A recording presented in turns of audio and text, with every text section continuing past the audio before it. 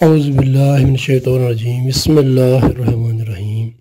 السلام علیکم ناظرین۔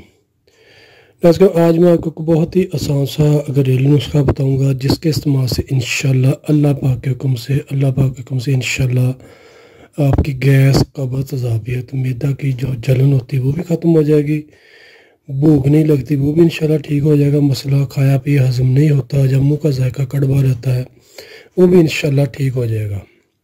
بہت آسان سا نسخہ ہے۔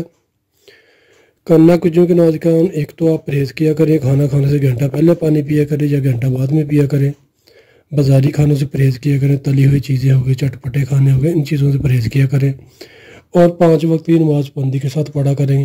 انشاءاللہ اللہ پاک زندگی میں بھی آپ کے لیے آسانیاں پیدا کریں گے اور آخرت میں بھی۔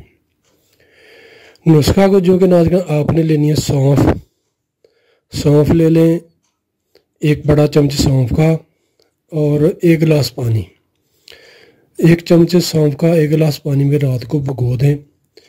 دوسرے دن صبح اس کو 2-3 جوش دیں آگ پر رکھ کر، پھر پانی کو ٹھنڈا کر کے چھان لیں، یعنی کہ پن لیں۔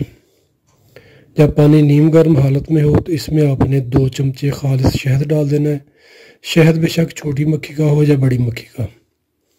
شہد اس میں مکس کر کے آپ نے صبح خالی معدہ پانی پینا ہے، جیسے چائے پیتے ہیں گھونٹ گھونٹ کر کے۔ 1 گھنٹہ بعد ناشتہ کر لینا ہے۔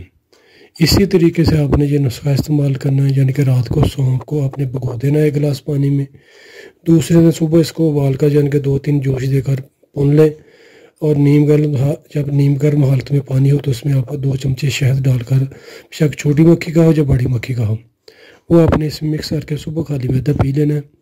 1 گھنٹہ بعد ناشتہ کرنا ہے۔ صبح شام جتنی آسانی کے ساتھ واک کر سکتے ہیں واک کیا کریں۔ انشاءاللہ اللہ پاک کے حکم سے ناظرین، اس نسخہ کے استعمال سے معدہ کی جو گیس بن جاتی ہے، بھوک کی کمی ہے، افارہ بن جاتا ہے، ڈکاریں آتی ہیں، قبض رہتی ہے، وہ بھی انشاءاللہ مسئلہ ٹھیک ہوگا۔ اگر پیٹ پھول رہا ہے، چربی وغیرہ بن رہی ہے، چربی کے مسائل ہے، وہ بھی انشاءاللہ اس سے کور ہونا شروع ہو جائیں گے۔ بہت آسان سا ٹوٹکا ہے، اس کو استعمال کریں، فائدہ اٹھائیں۔